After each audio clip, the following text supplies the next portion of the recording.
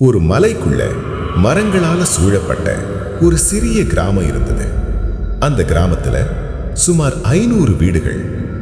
பகல் நேரம் எல்லாம் சாதாரண கிராமம் மாதிரி இருக்கும். ஆனா சூரியன் மறைந்த உடனே அந்த ஊரே பேய் ஊரா மாறிடும். ராத்திரி வந்ததும் யாராவது தூங்க ஆரம்பிச்சா வாசல் தட்டும் சத்தம். டக் டக் டக். திறந்தா யாருமே இருக்க மாட்டாங்க. ஆனா திரும்ப படுக்க போனா காதுக்குள்ள யாரோ மூச்சு விடுற மாதிரி. பல பேர் பயத்துல வேலைக்கு போகவே நிறுத்திட்டாங்க. குழந்தைகள் இராத்திரி அழுது கொண்டே இருப்பாங்க. வயசானவங்க அரைகாணம் போல பயந்து செத்து போனாங்க. ஊருக்குள்ள ஒரே வார்த்தை, இந்த ஊரு சாபம் பட்டுச்சு. ஆனா அந்த ஊர்ல ஒரே ஒரு இடம் மட்டும் பயமே இல்லாத இடம். அது முனியப்பன் சாமி கோவில். அந்த கோவிலுக்கு பக்கத்துல எந்த பேயும் வராதுன்னு மூத்தவங்க சொல்லுவாங்க.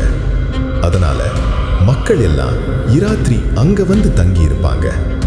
ஒரு நாள் ஒரு கிழவி நடுங்கிக்கிட்டே சொன்னா, இந்த பேய்கள் சாதாரண ஆவிகள் இல்ல, இவைகள் இந்த ஊர்ல கொலை பண்ணப்பட்ட ஆன்மாக்கள்.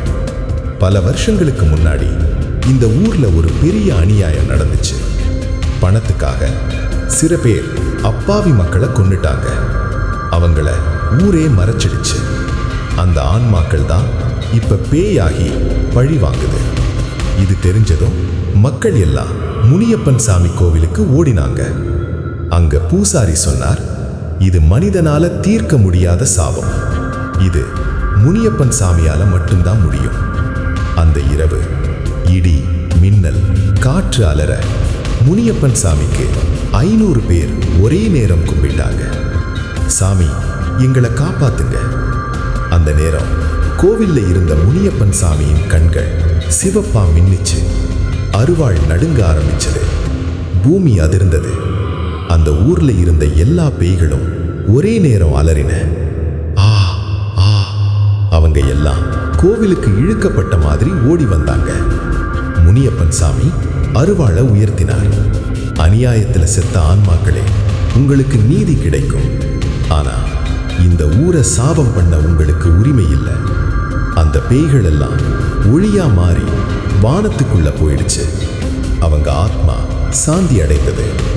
அடுத்த நாள் காலை 500 வீடுகளும் முதல் முறையா நிம்மதியா விழிச்சது. பறவைகள் சத்தம், குழந்தைகளோட சிரிப்பு, பேய் சாபம் முடிஞ்சது. முனியப்பன் சாமி மட்டும் அதே கோவில்ல அதே கோபமுகத்தோட அநியாயம் நடந்தா நான் இருப்பேன்னு காவல் காத்துக்கிட்டு இருந்தார்.